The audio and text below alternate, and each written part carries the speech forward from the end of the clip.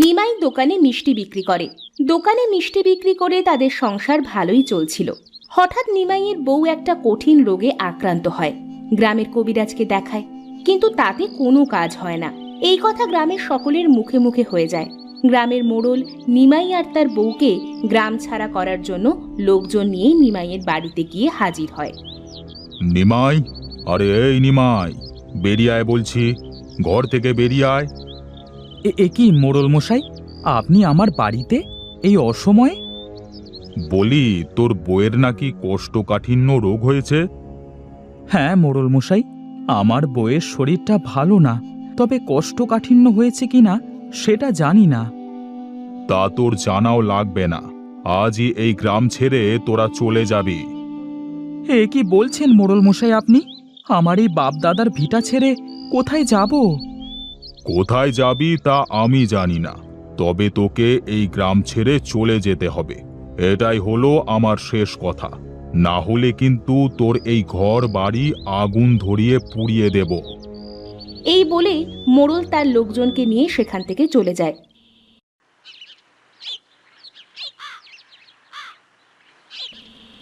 নিমাই ঘরের মধ্যে গিয়ে বউকে বলে, হো গো, চলো, আমাদের এই গ্রাম ছেড়ে চলে যেতে হবে। কেন গো, আমাদের এই গ্রাম ছেড়ে চলে যেতে হবে? তোমার যে রোগ হয়েছে তাতে গ্রামের সকলে ভয় পাচ্ছে, তোমার রোগ না আবার সকলের হয়ে যায়। এই জন্য গ্রামের মোড়ল এখন বাড়িতে এসে আমাদের বাড়ি ছেড়ে চলে যাওয়ার জন্য হুমকি দিল। তাহলে আর কি করার, চলো এই গ্রাম ছেড়ে কোথাও চলে যাই।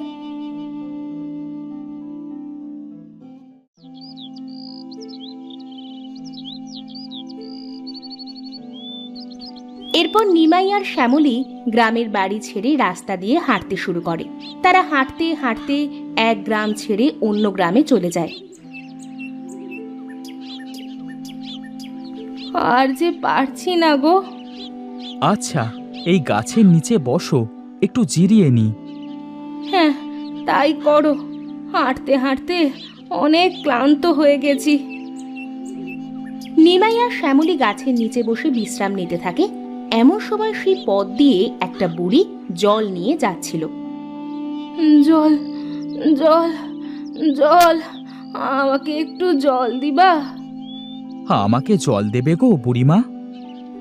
এ গো তোমরা, এই গায়ে তো এর আগে কখনো দেখি নাই। আমরা দূর গাঁ থেকে এসেছি, আমার বউয়ের শরীরটা অনেক অসুস্থ। গ্রামের মোড়ল আমাদের গ্রাম থেকে বের করে দিয়েছে। আহারে, কত কষ্ট। এই নাও জল, ওনাকে আগে জল দাও। নিমাই বুড়ির থেকে জলের ঘড়া নিয়ে তার থেকে একটা ছোট বাটি করে জল শ্যামলীকে খাওয়ায়।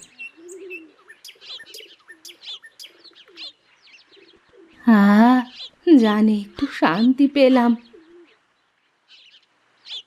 তোমরা এখন কোথায় যাবা গো?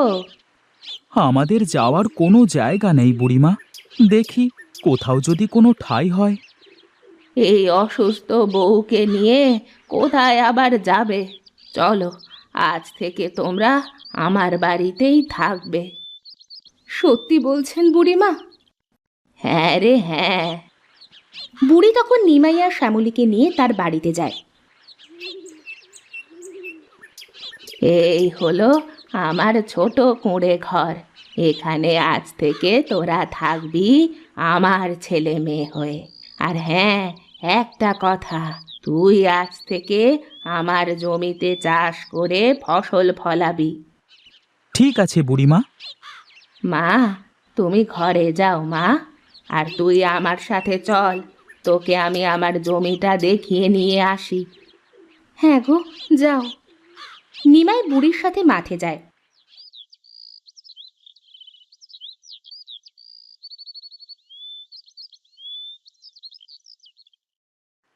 মাঠে গিয়ে বুড়ি বলে, এই যে দেখছিস জমিটা, এই জমিটা হলো আমার।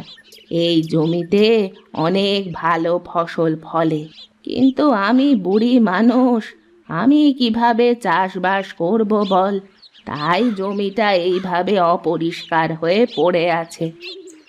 আমি সারা ছোটবেলা থেকে মিষ্টি বিক্রি করলেও একটু আধটু চাষাবাদও করতে পারি। তুমি এই নিয়ে চিন্তা করো না বুড়িমা। ঠিক আছে, চল এখন বাড়িতে যাই, ওইদিকে তো সন্ধে হয়ে এলো। নিমাই বুড়ির সাথে বুড়ির বাড়িতে চলে যায়।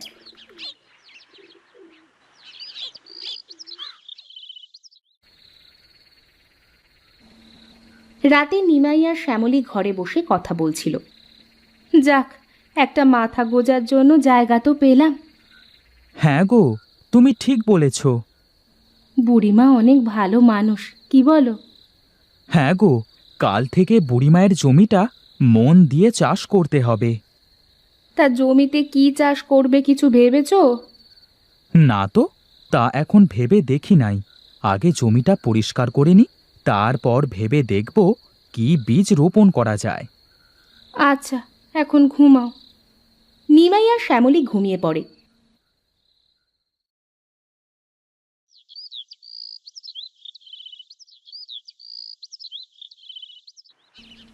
পরের দিন সকালে নিমাই মাঠে যাওয়ার জন্য বের হয়। তখন বুড়ি বলে, নিমাই বাবা, দাঁড়া দাঁড়া, এই নে, এই বীজগুলো জমি পরিষ্কার করার পর রোপণ করিস, অনেক ভালো ফসল হবে দেখবি। কিন্তু বুড়িমা, এটা কেমন বীজ? এর আগে তো কখনো দেখি নাই। দেখবি কোথা থেকে, এ তো নতুন একটা ফসলের বীজ। যা, এখন জমিটা পরিষ্কার করে রোপণ করে দিয়ে আয়, ফসল ফললে দেখবি কিসের বীজ। ঠিক আছে বুড়িমা।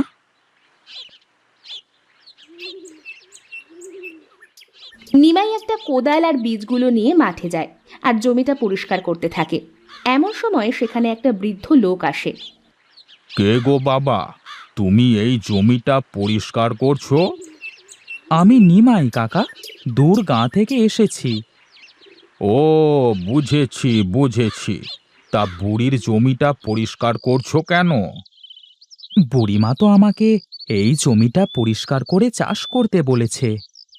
ও আচ্ছা আচ্ছা, তাহলে বুড়ি এবার তোমাকে ধরেছে? আমাকে ধরেছে মানে? কি বলতে চাইছেন কাকা? ও কিছু না বাবা, তুমি তাহলে পরিষ্কার করো। তা বাবা, আগে তুমি কি করতে? আমি আগে বাজারে মিষ্টি বিক্রি করতাম। বৃদ্ধ কোনো কথা না বলে সেখান থেকে চলে যায়। ভারী অদ্ভুত লোক তো, আসলো আবার চলেও গেল। যাগা, আমার কাজ আমি করি। নিমাই পুরো জমিটা ভালো করে পরিষ্কার করে, তারপর বুড়ির দেওয়া বীজগুলো জমিতে লাগিয়ে দেয়। যাক, জমিতে বীজগুলো লাগানো হলো, এখন জল দিতে হবে। এমন সময় আকাশের দিকে তাকিয়ে দেখে মেঘ জমেছে আর বিদ্যুৎ চমকাচ্ছে। আহা, মেঘ হয়েছে, আমাকে আর কষ্ট করে জল টেনে দিতে হবে না। এখনই মনে হয় বৃষ্টি শুরু হবে। যাই, আমি বাড়িতে যাই। এই বলে নিমাই কোদাল নিয়ে বাড়িতে চলে আসে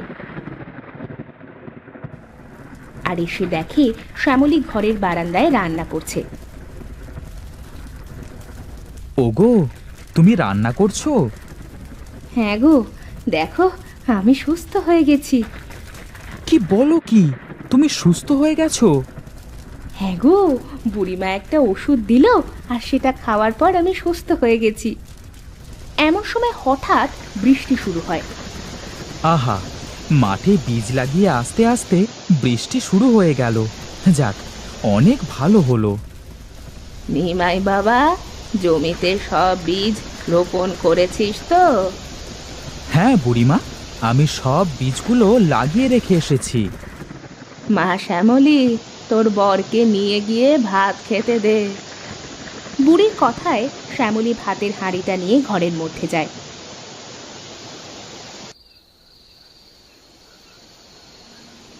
আমি না কিছুই বুঝতে পারছি না। বুড়িমা আমাদের তার বাড়িতে থাকতে দিল, জমি দিল চাষ করবার জন্য, আবার তোমার এত বড় অসুখ সেটাও সুস্থ করে দিল। হ্যাঁ গো, এখন নাও, ভাতগুলো খেয়ে নাও। নিমাই ভাতগুলো খাইতে শুরু করে। পরের দিন সকালে নিমাই জমিতে গিয়ে দেখে জমিতে অনেক গাছ হয়েছে, কিন্তু প্রতিটা গাছে ফলের বদলে সাদা রঙের নানা রকমের মিষ্ট ধরে আছে। এ কি দেখছি আমি, গাছে মিষ্টি ধরেছে, কিন্তু এটা কি করে সম্ভব? সম্ভব সম্ভব, সবই সম্ভব। কাকা, আপনি আর এই জমিতে মিষ্টি হলো কি করে? তুই যে বুড়ির বাড়িতে আশ্রয় নিয়েছিস, সেই বুড়িটা হলো আসলে একটা জাদুকরী। তবে অনেক ভালো, তোর কোনো ক্ষতি করবে না। তুই এই মিষ্টি বাজারে নিয়ে গিয়ে বিক্রি করতে পারবি। এমন সময় সেখানে বুড়ি আসে। ও, তুমি ওকে সব সত্যি বলে দিলে?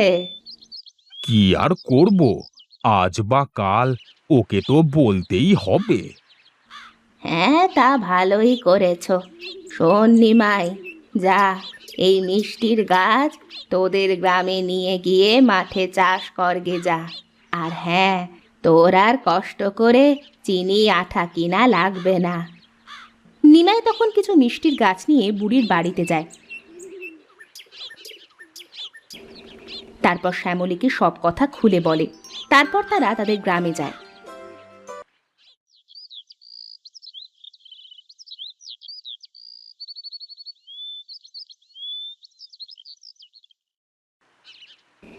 কতদিন পর আমাদের নিজ বাড়ি দেখতে পাইলাম বলো? হ্যাঁ গো হ্যাঁ, নিজের বাড়ির শান্তি আলাদা। আচ্ছা বউ, তুমি ঘরে যাও, আমি মাঠে এই গাছগুলো লাগিয়ে আসি।